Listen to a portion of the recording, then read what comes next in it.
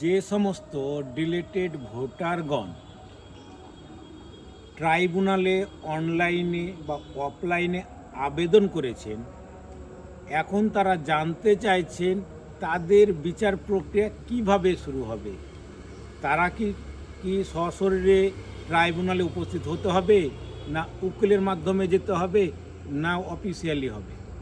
তাদের উদ্দেশ্যে জানাচ্ছি, আপনারা যদি অনলাইনে আবেদন করে থাকেন তাহলে নিশ্চিন্তে বাড়িতে বসে থাকুন, কারণ ট্রাইব্যুনাল 19টি বেঞ্চে শুরু হয়েছে কলকাতার জোকায়। প্রতিটা বেঞ্চের কাজ হচ্ছে ইয়ারও বা AEROকে ডেকে অফিসগতভাবে আপনার বিচার প্রক্রিয়া শুরু হয়েছে। এই বিচার প্রক্রিয়ায় যদি আপনার নাম এলিজেবল হয় বা ভোটার তালিকায় অন্তর্ভুক্ত হয়, তাহলে আপনি আগামী বিধানসভা নির্বাচনে 23 তারিখে বা 29 তারিখে ভোট প্রদান করতে পারবেন। যদি বিচারক মনে করেন যে ইয়ারও বা AERO আপনার কাগজপত্রে 2 নম্বরই করেছেন বা কোনো কাগজ হারিয়ে দিয়েছেন বা আপনাকে ইচ্ছাকৃত ডিলেটেড করেছেন, তাহলে সেই ইয়ারওকে সেখানে লিপিবদ্ধ করতে হবে, এই কারণে অমুক ভোটারকে আমি ডিলেটেড করেছি। তখন আপনার নামে নোটিশ জারি হবে, আপনার স্থানীয় বিএলওর মাধ্যমে আপনার সেই বিএলও আপনার বাড়িতে নোটিশ দিয়ে যাবেন এবং সেখানে দিনক্ষণ দেওয়া থাকবে কবে আপনাকে ট্রাইব্যুনালে উপস্থিত হতে হবে।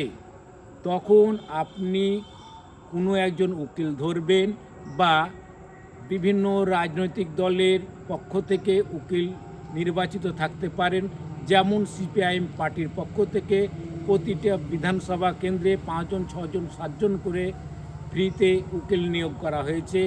যাদের এরকম প্রক্রিয়া আসবে তারা সেসব উকিলের সঙ্গে যোগাযোগ করলে বিনা পয়সায় তার কেস লড়াই করবে এবং তাকে এলিজেবল বা ভোটার তালিকায় নাম অন্তর্ভুক্ত করবেন। এখন মুদ্রা কথা দুটি, আপনি অনলাইন বা অফলাইনে ফর্ম ফিল আপ করেছেন, এখন বাড়িতে সমস্ত কাগজপত্র গুছিয়ে বসে থাকুন। অফিসগত আপনার বিচার প্রক্রিয়া শুরু হয়েছে।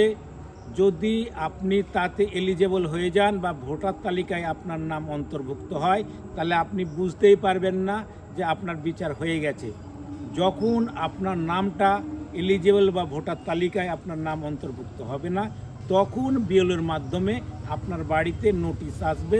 সেই নোটিশ অনুযায়ী সমস্ত কাগজপত্র নিয়ে আপনি ট্রাইব্যুনালে উপস্থিত হবেন বা আপনার উকিল উপস্থিত হবেন। সমস্ত কাগজপত্র বলতে নির্বাচন কমিশন যে প্রথম দফায় বলেছিলেন 11টি কাগজ, এখন শেষ দফাতে বলেছেন 23টি কাগজ। এই সব কাগজে যত বেশি আপনার কাগজ বেশি থাকবে, অর্থাৎ যত বেশি কাগজের ভাঁজ বড় হবে, তত আপনার পক্ষে রায় যাবে। এইটুকু জানার ছিল। ধন্যবাদ।